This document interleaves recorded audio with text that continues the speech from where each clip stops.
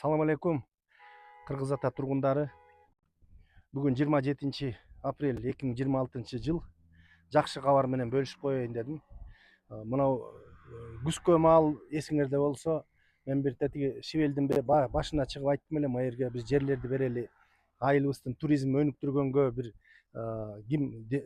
бирдемке сала турган болсо, жер бөлүп берейин. Ошону келип ишке ашыргыла десем, мына азыр сүйүнүп атабыз. Мына дем өрчүлөр чыгып, ушул жерге 5 миллиондук проект бизге айыл өкмөттүн өзүнө белгилеп кетейинчи. Rest Point салып берип атат. Бизге спонсор болуп атат.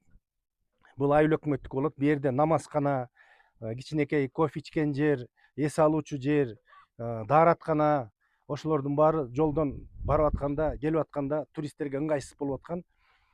Эми азыр бул бүтүп калса, биздин не только туристтерге, бизге өзүбүзгө да ыңгайлуу болуп калат.